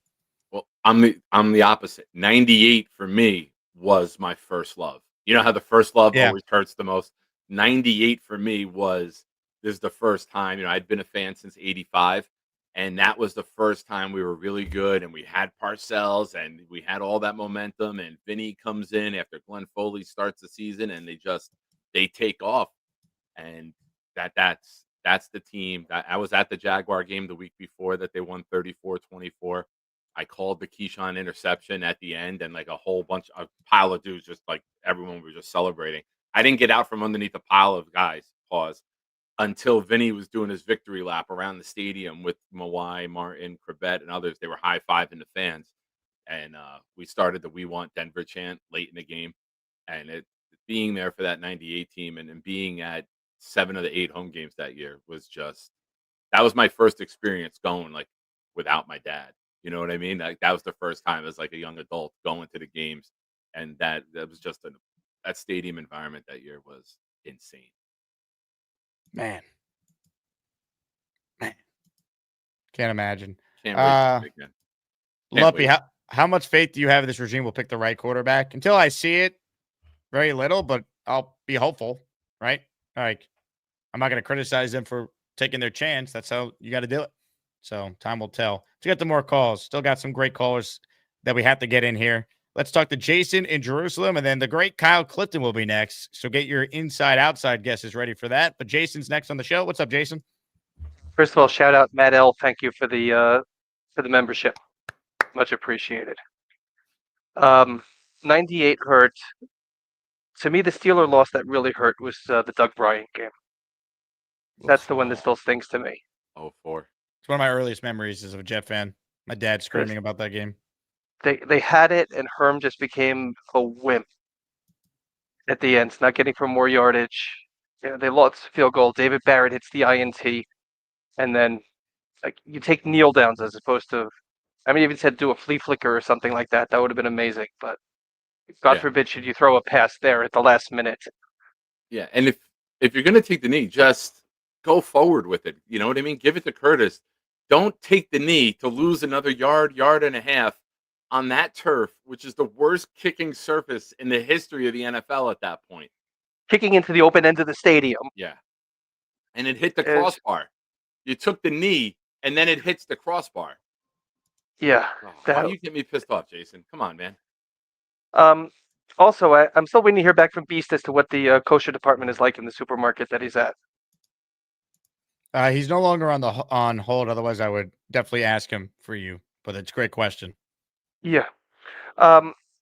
Getting back on point, Aaron Glenn, this is going to wear out very, very quickly, both to the fans, because don't insult, you can insult the media, but you're also insulting Aaron's intelligence. I mean, asking about Garrett Wilson is a question that we want to know about. It's not just the media. And to yell at and to not give an answer and say, well, ask Cimini, things like that, it's really a slap in the face to the fan base.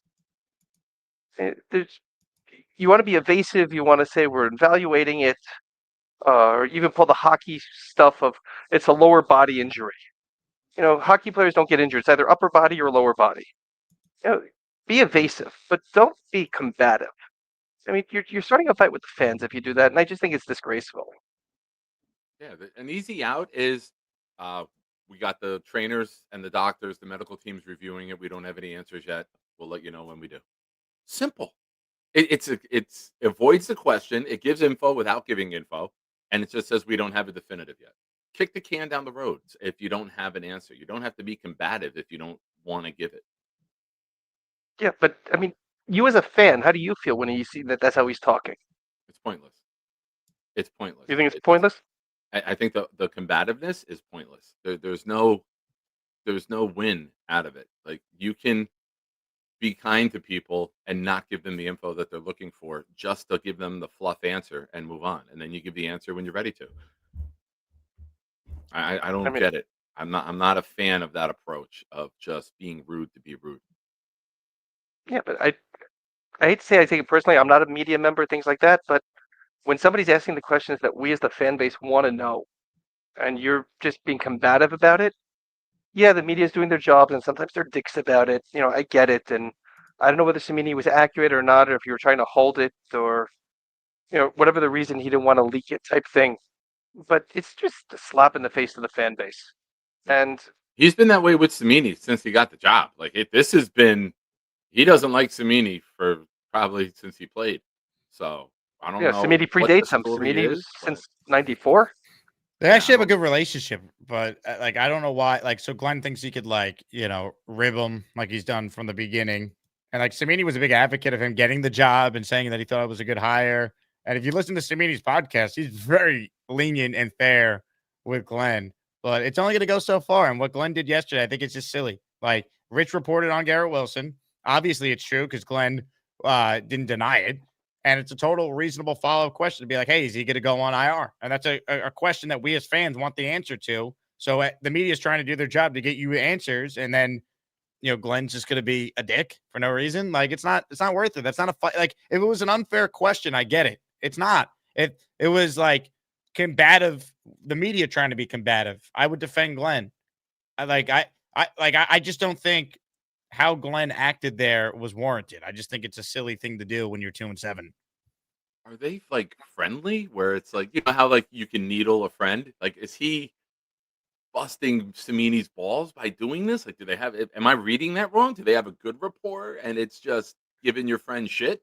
I think that's some of it, but I also think he's annoyed that Rich had the story. He's annoyed that Rich was right because Glenn wants to control the messaging, but you can't do that in New York. Things get out. You have to deal with that. And what has surprised me the most is that Glenn played in this market and was successful in this market as a player. So he should know what comes with it.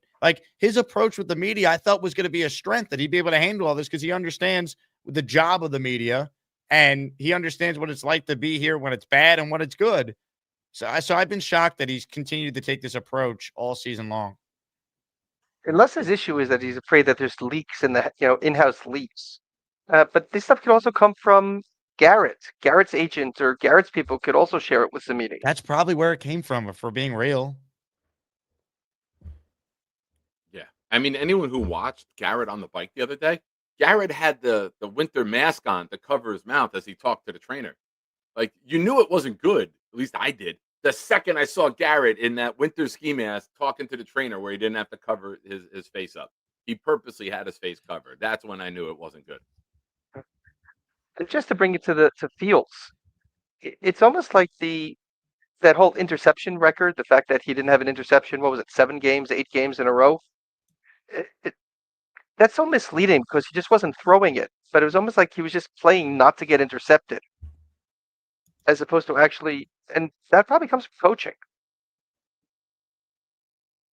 I agreed. I mean, the fact that Fields is going to probably start tomorrow, God help us if he's awful and they stick with him. Like another national televised game where everyone could see Aaron Glenn mismanage a quarterback situation is not what we need. We really don't need that tomorrow. Think Strepler's coming in? I was at the last Chris Strevler Thursday night football Jet appearance. God. All right, so just to end off, we're the 4th defense in the league. All we hear about is their defense. Can't stop a nosebleed. 25th in the league. They were the 3rd, not even 4th. You're selling the 2010 Jets defense short, Jason. What did he say? He said 3rd or 4th in the. The Jets were He said 3rd. 3rd. Yeah. All right. Good call. Appreciate you, Jason. Yeah, the Jets were 3rd in 2010 after being number 1 in 09. Oh, man. All that being said about Justin Fields, first 100-yard rushing game coming tomorrow night. Let's go. They need it. They need it bad. Matt says, I was in 5th grade when the Jets won the Super Bowl. I wore my Larry Grantham number 60 from youth through college. One of the great players in the history of the franchise. Lifelong Jet. 5-time All-Pro. I was looking at his stats before. Obviously on the Super Bowl team. Great player. Great player. Played for the Jets from 1960 to 1972. 13 years all with the Jets. He actually predated the Jets. He was on the Titans in 1960. Those awful uniforms. Awful. Antonio, yes, Doug Bryan missed 2 field goals in the Pittsburgh game late in the game. Yes, he They did. were very crushing. That was a rough day. I'd imagine so. I do remember it, but it wasn't like it doesn't hurt me the same way it will hurt someone like you or anyone that was, let's say another 5 years older than me at that point. Yeah. And my step grandmother had passed away, and we had the funeral that morning, and all her family is from Western Pennsylvania. So we're at the repast with all of these Steelers fans before the game, and I'm supposed to get together with them the next day before they go back. And when the Jets lost to Pittsburgh, I'm not going to see these people. I wish them well. That's it. Like, give everyone my best, Mom. I'm not going after the Jet loss. All right, home stretch for the show. It's time to guess.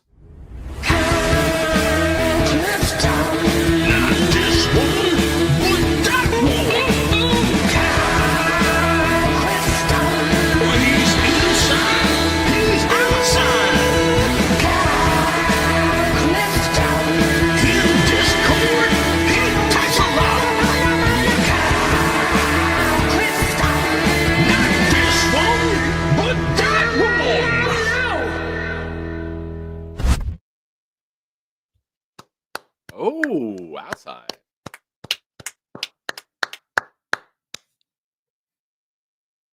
Oh, we can't hear you. The AirPods of Clifton costing him.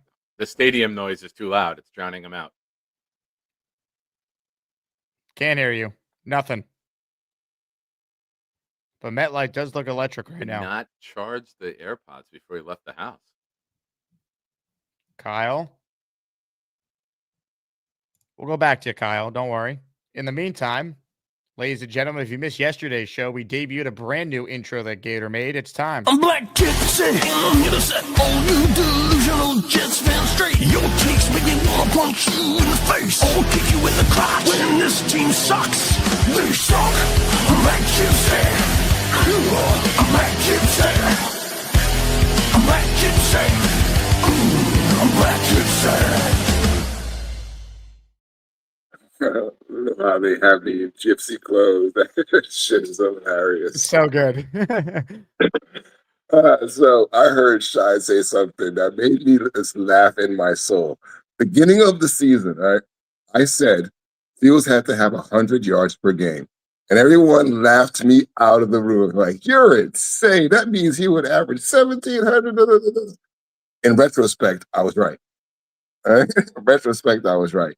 We needed 200 a couple games. Yeah, for real. Like, we need a lot. We need a lot. Vrabel is the best defender against running quarterbacks.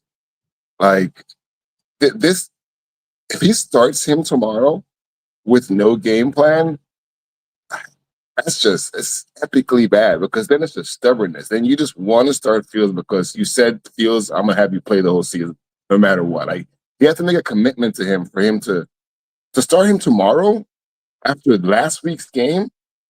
Like, his leash has to be supremely short, bro.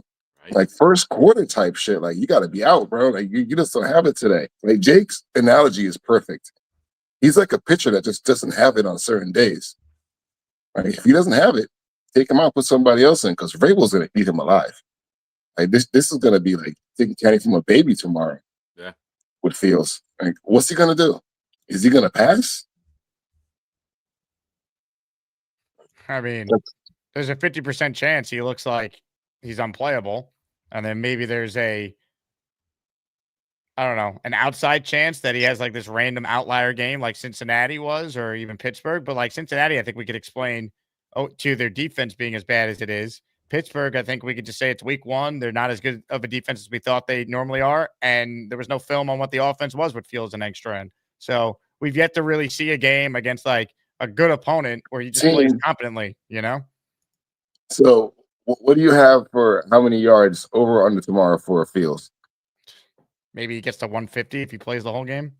150. Wow. 3 times what he had last week.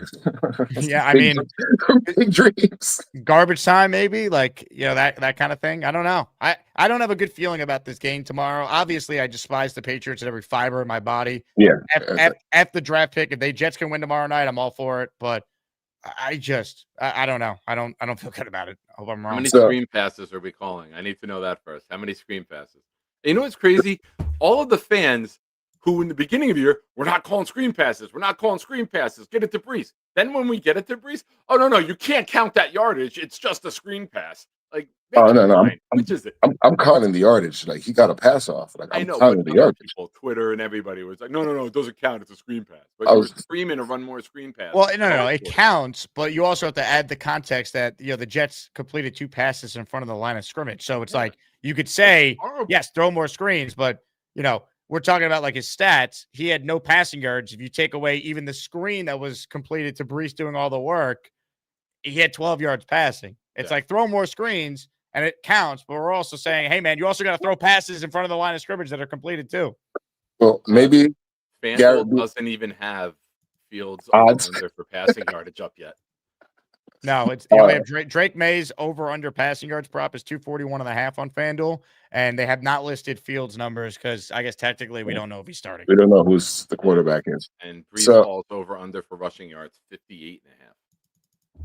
I wish we didn't spoil our miracle last week, and that miracle week was this week against the Patriots, because that would be awesome. Still the same week, bro. It's still the same week. I'm calling it the Mangold miracle season. Any wins that we get is because of Nick Mangold, not because of AG. Now I'm just doubling down on Spencer because I don't care what Spencer has to say. Anything that we do now is because of Nick Mangold. Like, I'm interested. I'm not being negative this week. Like this week, I'm just like, I want to see what happens because it's a true test. The last 2 wins, you've been negative. You can't change now. Because they've been shitty wins. Like, I need to see a good win. Like, you beat up a 6-year-old when you're 25. Like, oh, I beat him up. Like, awesome. You did a good job. I want to see you beat up somebody, like, stronger than you or equal. Like, just, I don't even want to win tomorrow. It's just sad. That's how low the bar is for us. I just want to be competitive and not be embarrassed on live TV. So my friends at the end of the game are all going to text me like, damn.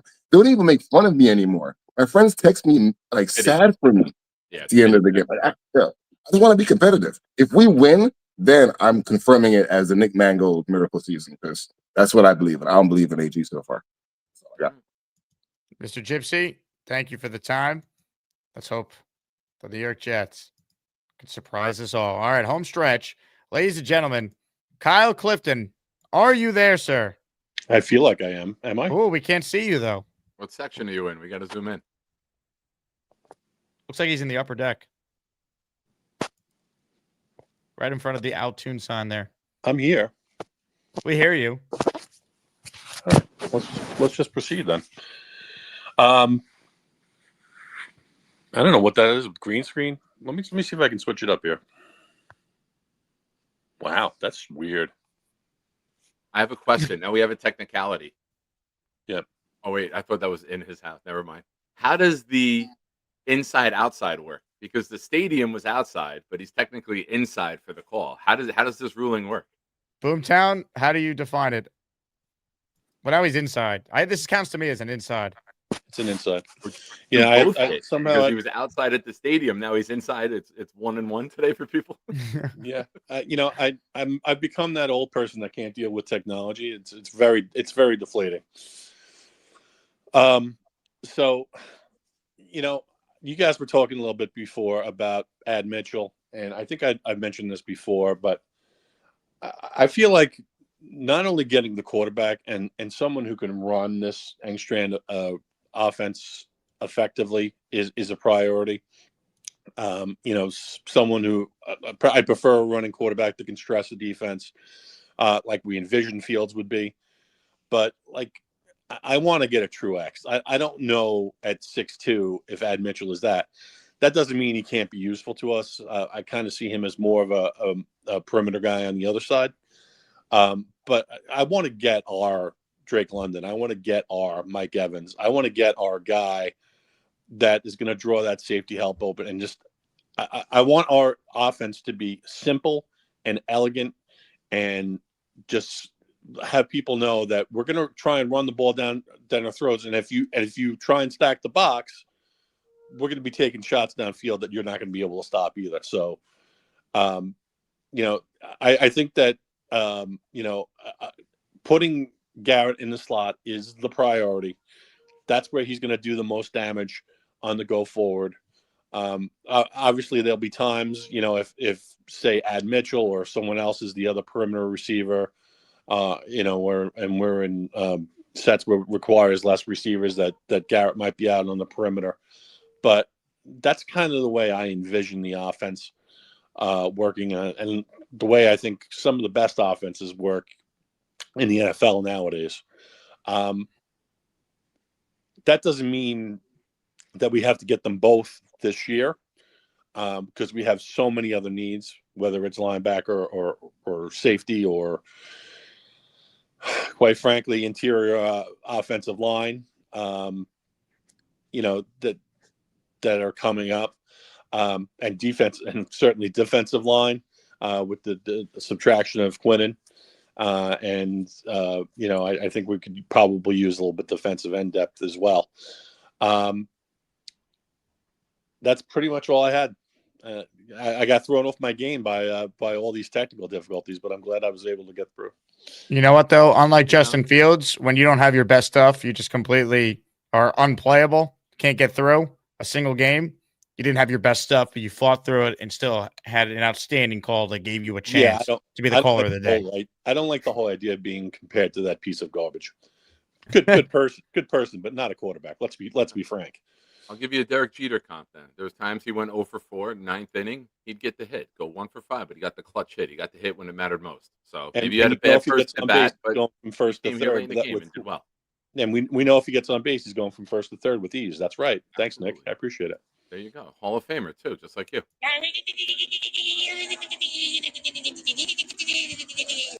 Yeah. All right. Last couple calls here. Let's say some of those are real or if those are fucking Gator. That's the beauty of Beast. You don't know what's real. You don't know what Gator created. That should be a game. You tell me how crazy I am.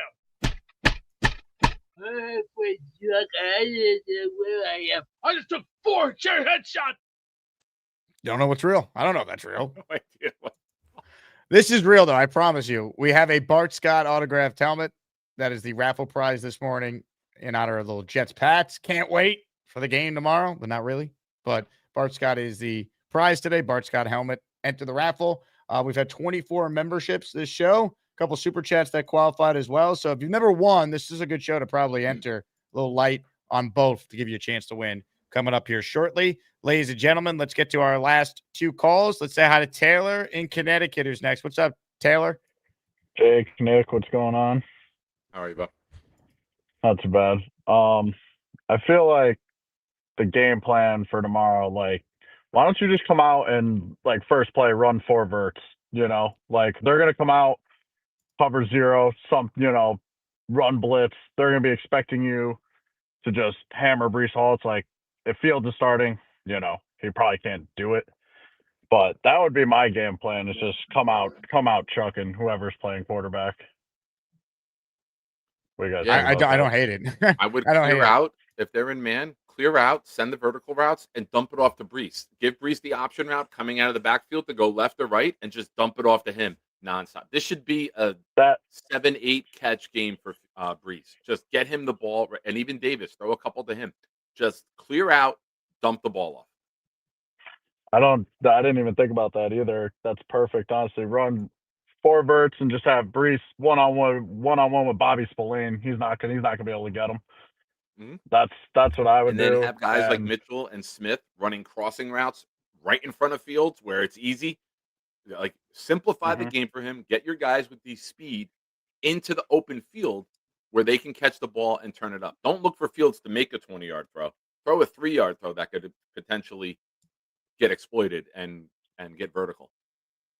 And I'm not sure like the scheme of the Pats defense, but it's like, or if you're running, you send the X, whether it's Mitchell, Mechie, whoever, Aaron Smith, if you're sending them on a streak, send Mason Taylor on the corner route, and so that they draw the safety out. And it's like, just get it downfield so that they back up a little bit. Then you can hammer Brees up the middle. And like I think Sabo was saying yesterday, when you run for 7 yards on first down, don't line up and run it up the gut again, because how many times this season have we seen we do that? It's a great run on first down by Brees, and then we do the exact same play almost, maybe to the other side, and he loses 2 yards because they know it's coming. And it's like, now we got 3rd and 5, and Fields doesn't convert that like 9 times out of 10 this season. It's ridiculous. And being in CT, I'm praying for a Jets win, because most of my friends are insufferable asshole Patriots fans. And I can't stand it. I can't stand. We understand who they are. Right at the beginning of the season, one of my good friends is a Pats fan, and I said I didn't believe. I'm like, I don't know. I'm like, the Pats have a good coach. I don't know if they're gonna be all that this year. And I was like, Jets and Pats will probably be both in the same boat, kind of in the middle. And oh man, have I not every single week? Hey, you remember when you said that? It's the worst thing ever. And with Glenn Glenn in the media, I'm like, to me, I don't really care. I'm like, he clearly didn't want that news to get out at all. I don't know if it was because he thought, the Pats would think he's playing or whatever, but he clearly didn't want that to get out, and it pissed him off. Well, how he handles it, that's a whole nother story. But I just think the national media and everything with the Jets for the last 20 years has just been insufferable and negative, and I'm like, I just don't even care what the media thinks anymore. Whoa. We did have Aaron Glenn celebrating Will McDonald's field goal block. True. It was a great moment, a moral victory that day. He said afterwards, we're not the same old Jets, as the Jets fell to 0-3.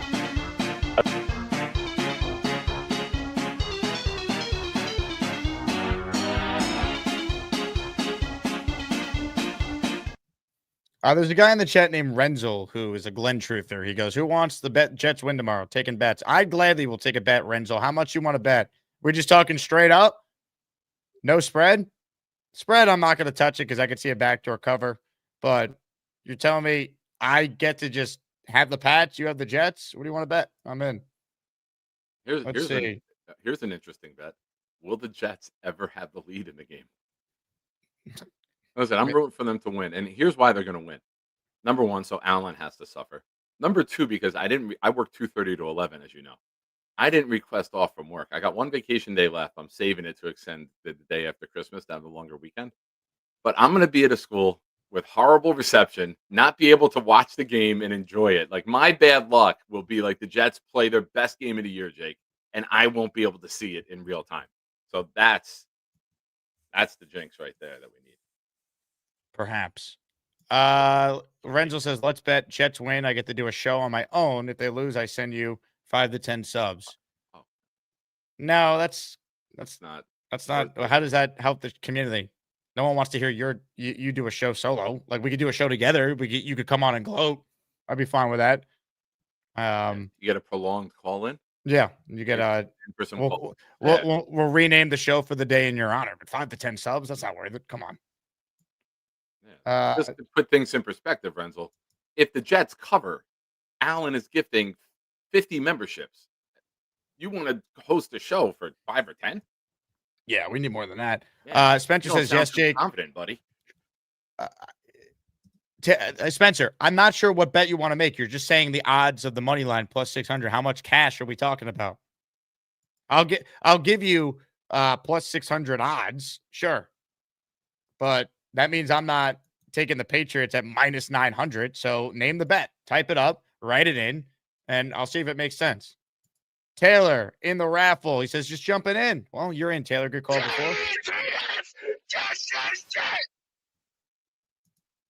Put him down.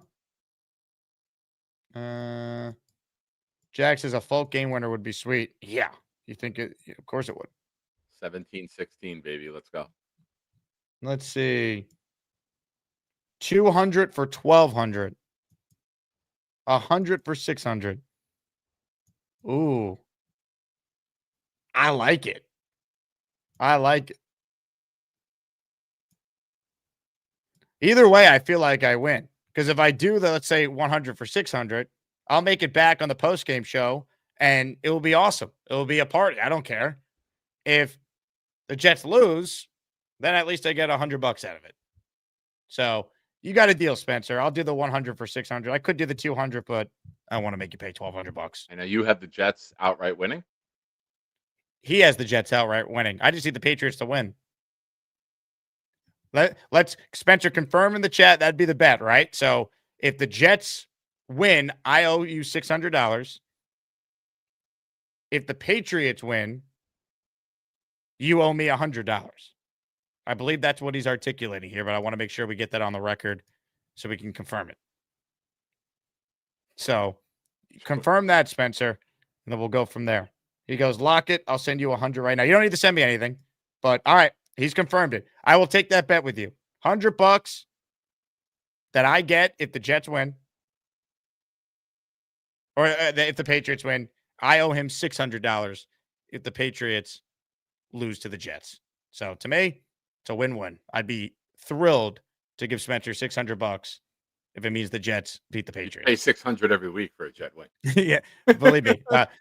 If people have any idea how much better my shows do when the Jets actually win, as rare as it's been the last 5 years I've been doing this, yes. We beat the Patriots. Like, yeah, you'll make that bet every week.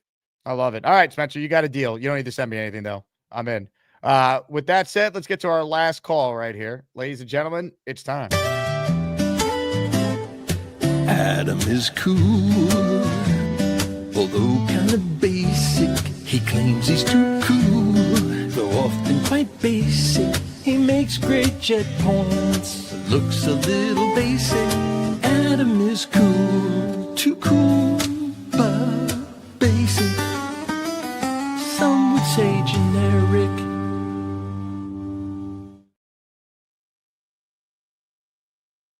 Oh, I'm mute. Hey, Jake. Hey, Nick. How's it going? What's up, Adam? Nick, is that your first time seeing the intro? No, I just enjoy it every time I do.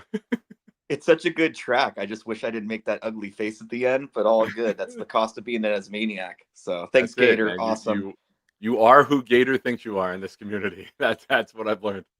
I would say if the Jets continue to be really bad as the season progresses, maybe the last clip of me continues to walk into the gates of hell. But that's a whole other story. Is this the time where we really need to put Tanner Engstrand under the microscope?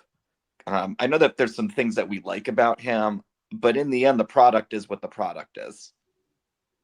Look, I think Engstrand has done some good things, but ultimately he's coaching for his job down the stretch the same way Wilkes is. I mean, Justin Fields is their guy, and he's never been this bad. So the offensive coordinator has to share some of the blame for that, for sure. How often have we been screaming for a screen pass? They finally did it. We need more than that. Yeah. What do you think, Nick? I think it's really tough to get a read on him with Fields. There's layers to an offense and a game plan. The games where we're moving the ball, Pittsburgh, Cincinnati, obviously, it's been better, but it's a very tough litmus test when you don't have the quarterback throwing the ball on time to see what the scheme is truly meant to be, to see where the ball's supposed to be, to see if guys are supposed to get catch and run ability downfield. So I kind of feel bad for him, but you got to be able to adapt and make things work even when they're not. That's what the great ones do, right? You find a way. You find a way to attack the defense, even when if they're exploiting you, you punch back. Yeah, I mean, I there's a like couple to see a things little though, bit right? of I mean, he was involved. He had to be some level of consulted with as related to selecting Fields. You know, in his presser, one of his first couple pressers, he talked about how he was trying to, build on the strengths of the team. I don't think we've seen any of that as the season's progressed at all. I've seen a regression, if anything. And if we're going to get another quarterback, I feel like the package. I think you got to really look hard at the OC and just to be like, is he gonna? Do we need to pick a QB that matches a style that Engstrand is familiar with, or do we just go basically replace Engstrand next year? I mean, let's be real. Like, whatever you think of the candidates, there's going to be Dable and probably McDaniel will be available on the market as OC. And do you trust that they could provide a better offense for this team next year? And I think that's why you got to look very hard at Engstrand now. At least with Wilkes, you've seen player development. I think that's an objectively true statement. What do you think on Wilkes? Have we seen enough player development, though? I mean, this defense, I think, is way more talented than the overall production so far. I think when you look at the young players, the improvement's going to be there. Well, AZ Thomas, Malachi Moore, Malgoa. I mean, AZ has barely played, and now he's out. Malgoa, he's been fine at times. Anyone else? Moore's been okay. Those have been the ones. I mean, those are the ones I think that are out there. Has Will McDonald until this last game been better in this scheme this year? No. Jamian Sherwood? No. Quincy? No. Like, they all finally had a really good game, but like, what about the rest of the season? Sauce when he was here, Quinnen? No. Like, I think Wilkes has got to go. Honestly, I think they need a new, maybe he does modern DC. He should go. Yeah, I think also when you're looking at players that were already recently paid versus hungrier younger players that are looking for the paycheck, I think it is something to factor in. It happens, right? Sherwood got paid, then there was a drop. Sauce got the extension. Yeah, but Quincy got paid and then had an All-Pro season following getting paid after 2022. He got paid, was a first-team All-Pro in 2023. Isn't that an exception to the rule, though, traditionally across all teams? Not every guy gets paid and then all of a sudden just completely drops off. Yeah, that's also true. Scheme too, right? Sherwood got paid off of what he did in the previous scheme, and then but they paid him though. So that's what I'm saying. Like they haven't utilized him the same way, so it's a little that's the biggest head scratcher so far for me with what Muji has done. Is saying that's also probably Glenn saying this is our guy, sign him. I want him to be the Mike. You know what? I mean, I agree also that like you can't look at Engstrand and not look at Wilkes. I think you'll do look at both. I'm in agreement with you on that. But I do think that you can't use Fields as a get out of jail free card for Engstrand. I think that's kind of it just doesn't seem right to me. I think you got to look at the whole package. And it's like, if we're talking about strengths, then all the things that we keep saying, right? Where are the designed runs? If Brees can run the ball, why can't Fields run the ball on designed runs? Like, why can't we block for a QB?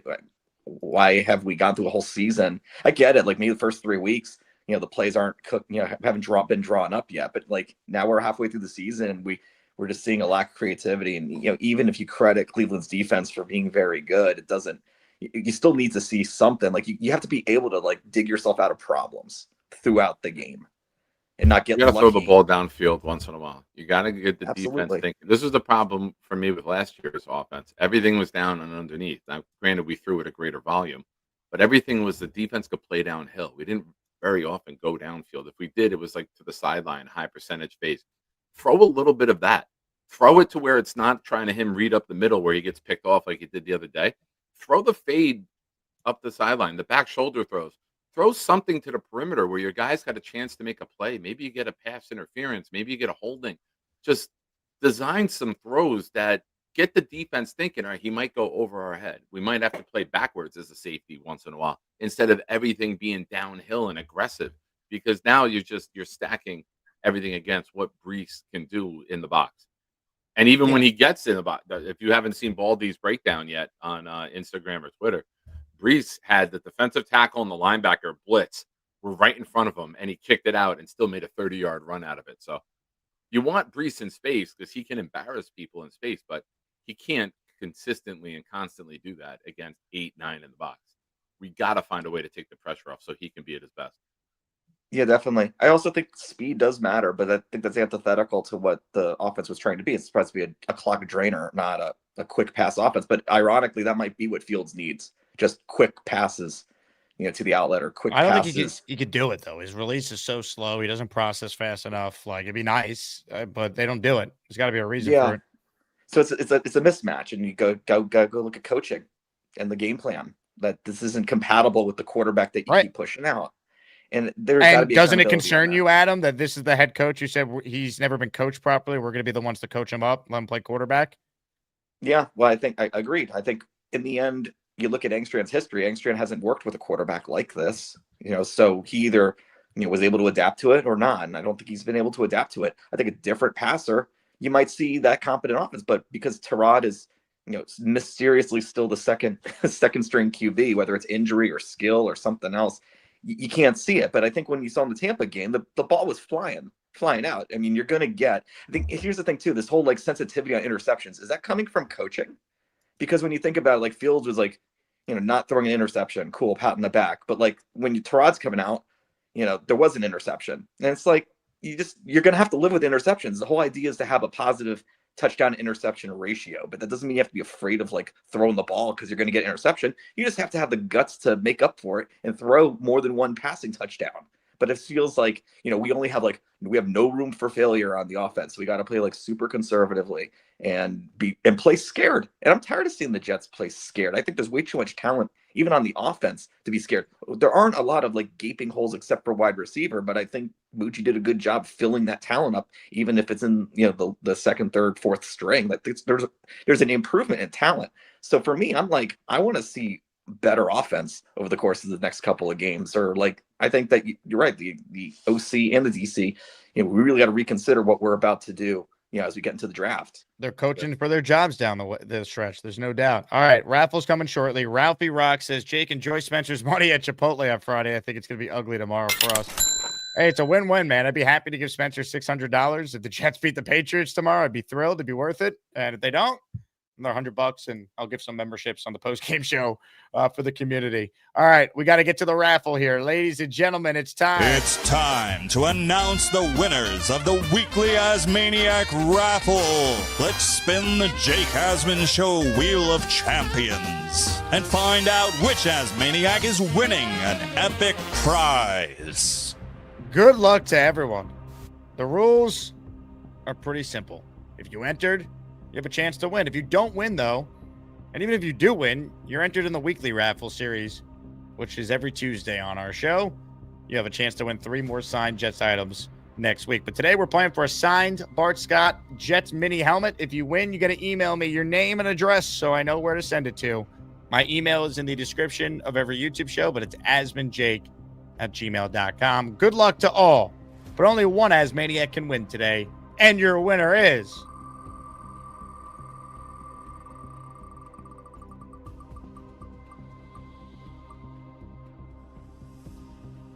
Mr. Magix 373. Hit the jet chat for him. Ladies Not and gentlemen, only did he gift himself, he got a prize out of it too. That's a double win. And he got a nice little prize, baby. Hollywood Rio, you missed the opportunity to get in, but I'll put you in for the second show in the daily raffle. He says, breaking news, Jets beat the Patriots 24-10. Spencer Green wanted in the raffle for betting 100. That's not how this works. You haven't paid me anything yet. What are we talking about here? Come on now. Anyway, Jake, great I will show. give you a sports car if Justin Fields wins MVP. Can you put me in all the raffles going forward? You got a deal, Nick. Thank you. You got a deal. He's Nick Shine. I'm Jake Asman. Thank you for watching. We'll be back with Jeff Parles this afternoon. I will play you out the only way I know how. Go Jets and pray for a Jet win tomorrow. Good Lord. What the offense is giving them. I'm your boogeyman. That's what I am. Oh! No shot. No shots. No shot. That's what I am. That's what I am. Oh, hi. Jake wants me to ask you to click on the like button. That's right, Lane. And if they don't subscribe to the Jake Asman Show, this team may never win another game. Let's go, Jets!